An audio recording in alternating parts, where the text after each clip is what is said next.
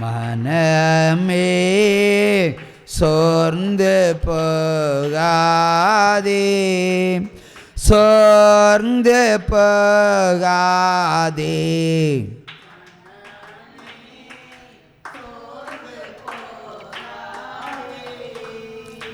துன்பங்கள் தொல்லைகள் உன்னை சூழ்ந்து கொண்டாலும் அன்பருன்னை தேற்றும் நேரம், அன்பருன்னை தேற்றும் நேரம் ஆனந்தமல்ல. சோர்ந்து போகாதே மனமே,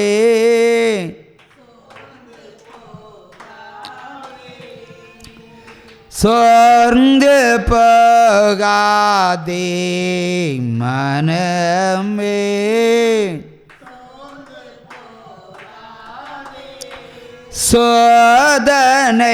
சோதனைகளை சகிப்பான்,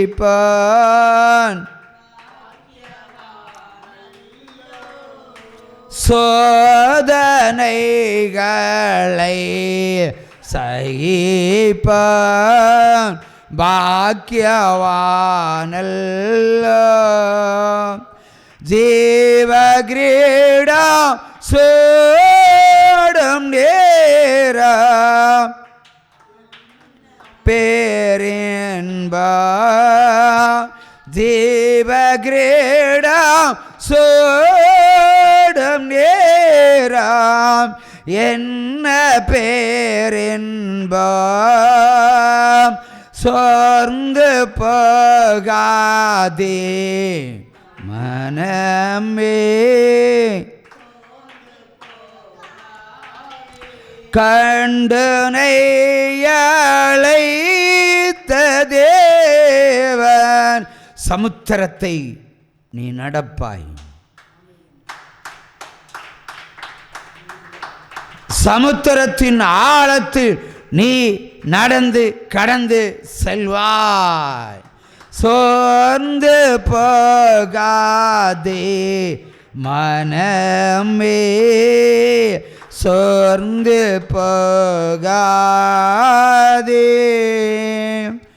சோர்ந்து போகாதே மனமே.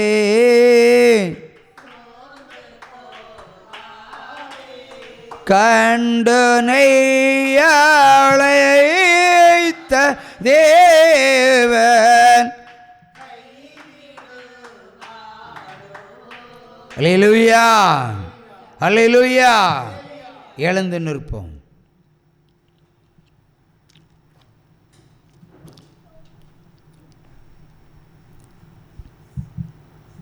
உம்முடைய பிள்ளைகளுக்காக, வேதத்திற்கு செவி கொடுக்கிற பிள்ளைகளுக்காக, வேதத்திற்கு செவி கொடுத்து கீழ்ப்படிந்து நடக்கிற பிள்ளைகளுக்காக மட்டும் இந்த ஜெபம் ஏறெடுக்கப்படுகிறது. வானத்தையும் பூமியையும் உண்டாக்கின சர்வவல்லமுள்ள தேவன் உம்முடைய பிள்ளைகளுடைய சரீரங்களை, உள்ளங்களை, இருதயங்களை இன்றைக்கு நீங்கள் தொடுங்கப்பா. உம்முடைய வருகையின் போது ஒரு கூட்ட ஜனங்கள் உம்மை எதிர்கொண்டு சொல்லக்கூடிய பரிசுத்த ஜாதிக்காக செபிக்கிறேன். அவர்களை வாட்டி வதைக்கிற சர்பமும் வாட்டி வதைக்கிற விக்கிரக தோப்புகளையும் இப்பொழுது அதம் பண்ணுகிறேன். சகல விக்கிர தோப்புகளையும், என் பிள்ளைகளுக்கு விரோதமாய் எழும்புகிற தீய சக்திகளையும் இன்றைக்கு அதம் பண்ணுகிறேன். சரீரத்தில் கிரியை செய்கிற வியாதிகளை போட்டு, விக்கிரத்தினுடைய கிரியைகளை போட்டு, உள்ளத்தை கலங்க பண்ணுகிற பொல்லாத ஆவிகளை, சகலத்தையும் பிடித்து, சகல பாதாள வல்லமைகளையும் பிடித்து, சகல தேவர்களையும் என் தேவனுடைய நாமத்தில் பிடித்து கட்டி, ஆன மண்டலத்தில் உள்ள பொல்லாத தேவர்களின் ஆவிகளையும் பிடித்து கட்டி அக்கினியில் போடுகிறேன். கர்த்தர் அப்படியே ஆக கடவுது என்கிறார். உற்சாகத்தோடு கையை தட்டலாம்.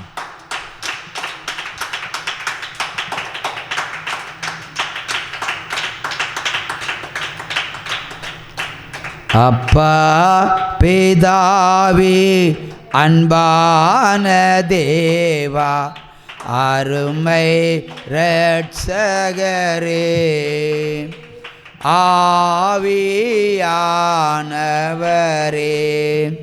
என் அப்பா பிதாவே அன்பான தேவா அருமை இரட்சகரே ஆவியானவரே எங்கோ நான் வாழ்ந்தேன் அறியாமல் அலைந்தேன் என் நேசர் தேடி வந்தேன். எங்கோ நான் வாழ்ந்தேன் அறியாமல் அலைந்தேன் என் நேசர் தேடி வந்தேன். நெஞ்சார அணைத்து முத்தங்கள் கொடுத்து நிழலாய் மாறிவிட்டீர். என்னை நெஞ்சார அணைத்து முத்தங்கள் கொடுத்து நிழலாய் மாறிவிட்டீர். நன்றி உமக்கே நன்றி என்னப்பா பிதாவே அன்பான தேவா அருமை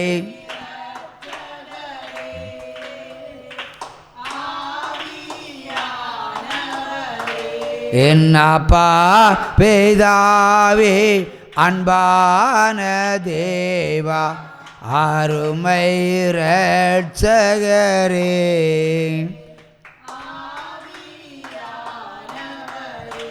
இரவும் பகலும் ஐயா கூட இருந்து என்னாலும் காப்பவரே. இரவும் பகலும் ஐயா கூட இருந்து என்னாலும் காப்பவரே. மறவாத தெய்வா மாறாத நேசர் மகிமைக்கு பாத்திரரே. என்னை மறவாத தெய்வம் மாறாத நேசர் மகிமைக்கு பாத்திரரே. நன்றி உமக்கே நன்றி என்னப்பா பிதாவே அன்பான தேவா அருமை இரட்சகரே ஆவியானவரே. என்னப்பா பிதாவே அன்பான தேவா அருமை இரட்சகரே.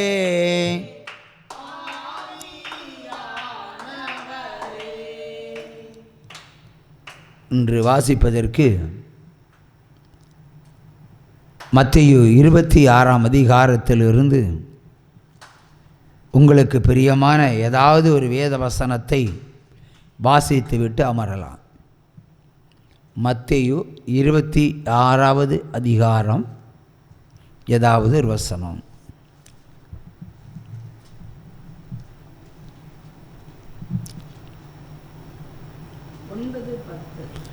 ஒன்பதும் 10. இந்த தைலத்தை உயர்ந்த விலைக்கு விற்று தரித்திரருக்கு கொடுக்கலாமே என்றார்கள். இந்த தைலத்தை உயர்ந்த விலைக்கு விற்று தரித்திரர்களுக்கு கொடுத்திருக்கலாமே என்றார்கள். இயேசு அதை அறிந்து அவர்களை நோக்கி, நீங்கள் இந்த ஸ்திரீயை ஏன் தொந்தரவுபடுத்துகிறீர்கள்? என்னிடத்தில் நற்கிரியைகளை அவள் செய்திருக்கிறாள் என்றார். கீழையும் வாசி.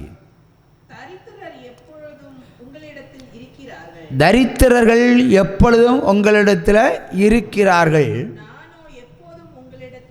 நானோ எப்பொழுதும் உங்களிடத்தில் இரேன். அமருவோம். இயேசு சீடர்களோடு பாஸ்கா பண்டிகைக்கு முன்பாக அமர்ந்திருக்கும் பொழுது ஒரு ஸ்திரீ, அதாவது விபச்சார ஸ்திரீ என்று வைத்துக் கொள்ளுவோம்,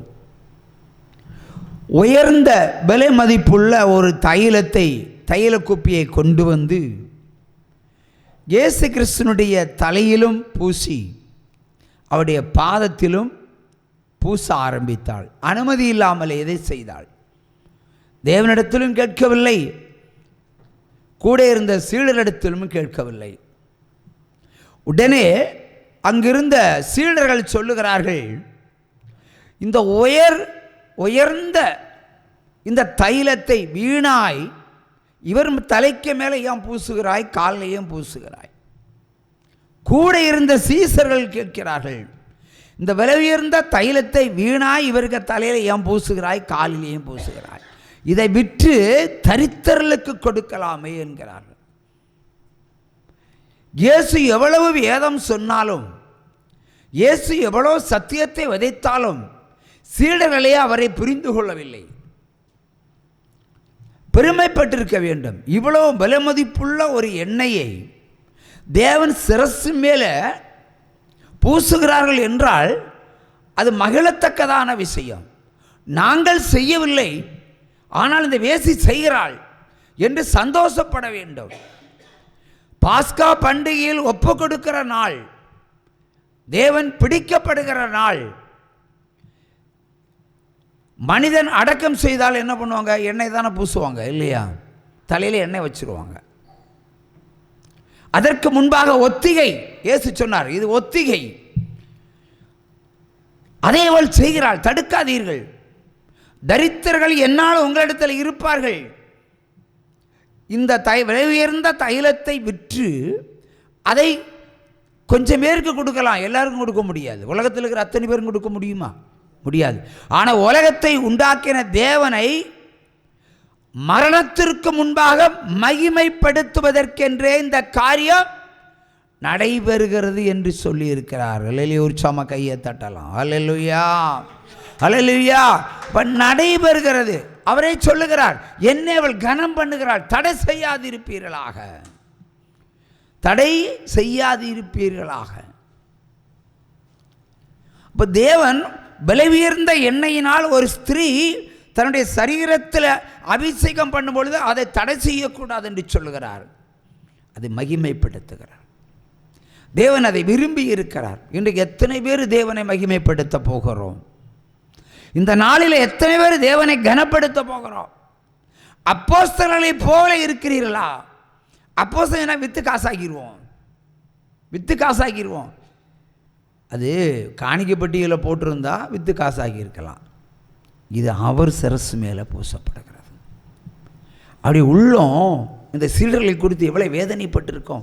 இவ்வளவு வேதத்தை சொன்னாலும் என்ன மகிமைப்படுத்துகிறதை அதை தடை செய்கிறீர்களே. இந்த வீணாய் போகிற எண்ணெய் அவர் தலையில் ஊற்றுனா வீணாய் போகுமா? பாதத்தில் ஊற்றுனா வீணாய் போகுமா? அவர் மேனியில் தடவுனா வீணாய் போகும். பெரிய காசு விலை மதிப்புள்ள பொருளை இவருக்கு ஏன் கொடுக்குறேன்னு கேட்குற மாதிரி இருக்குது. அப்படியே கன்னத்தில் ஓங்கி அறைந்தது போல் இருக்கிறது பொல்லாத சீடர்கள். இன்றைக்கு இந்த ஜனங்களும் பொல்லாத ஜனங்கள் தான், வழி தப்பி போகிற ஜனங்கள், காசிலே எப்பொழுது கண் வைக்கிற ஒரு ஜனங்கள், பணத்திற்கு முக்கியத்துவம் கொடுக்கிற ஜனங்கள், ஆஸ்திக்கு முக்கியத்துவம் கொடுக்கிற ஜனங்கள், கிருபைக்கு கொடுக்கவில்லை. அதை இது வெளிப்படுத்துகிறார். அல்லேலூயா. அவர் சொல்லுகிறார், நான் எப்பொழுது உங்கள் கூட இருக்க போவதில்லை. அவ என்ன கனப்படுத்தி அனுப்புறதுல என்ன தப்பு இருக்கு? நீங்க செய்ய வேண்டியது, ஒரு வேசி செய்கிறாள். ஆண்டவர் மேலும் கீழே வசனங்களை வாசிக்கும் போது சொல்லுவார், இது இந்த நாளை உலகம் இருக்கும் வரைக்கும் இந்த நாளை நினைவுபடுத்தப்படுவீர்கள், இவருடைய செய்கை நினைவுபடுத்தப்படும். அப்படிப்பட்ட ஒரு கிரியை, ஒரு கிருபை யாருக்கும் வரல, ஒரு வேசிக்கு வந்திருக்கிறது. ஒரு வேசி அதை செய்கிறாள் என்று சொன்னால் இயேசுவை மெய்யாய் அவள் ஏற்றுக்கொண்டிருக்கிறாள், இவர்தான் கடவுள் என்று புரிந்து கொண்டாள். ஐயோ, மணமகன் ஒப்பு கொடுக்க போகிறாரே, அதற்கு முன்பு அவருக்காக நம்ம ஏதாவது செய்யணுமே. விலை உயர்ந்த பொருளை, விலை குறைந்தது கொண்டு வரல, விலை உயர்ந்த எண்ணெய். அவ இன்றும் நீங்கள் என்ன செய்யணும்? விலை உயர்ந்த காணிக்கைகளை தான் கர்த்தருக்கு கொடுக்கணும். இந்த வசனம் தான் சொல்லுகிறது.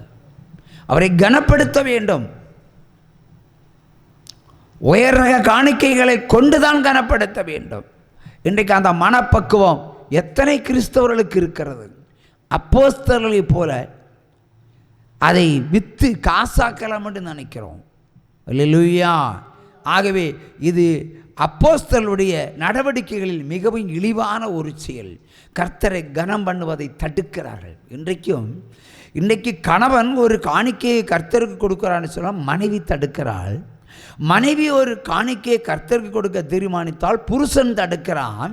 பெற்றோர்கள் காணிக்கை கொடுக்கிறார்கள் என்று சொன்னால் பிள்ளைகள் தடுக்கிறார்கள். அவை இது இன்றும் அது தொடர்ந்து கொண்டிருக்கிறது. இந்த உலகத்தில் பாஸ்கா பண்டிகையை கொண்டாடுகிற நாம் இன்றைக்கும் திருந்தவில்லை. பாஸ்கா பண்டிகையை கொண்டு நடத்துகிறோமே, இந்த நாளில் நடத்துகிறோமே, உலகம் நடத்துகிறதே, உலக சபைகள் நடத்துகிறது, விலையுயர்ந்த காணிக்கைகளை கொண்டு கர்த்தரை கனம் பண்ணுவார்களா? இன்றைக்கு பண்ண மாட்டாங்க. இவர்களெல்லாம் எப்படி பரலோக ராஜ்யத்தில் போக முடியும்?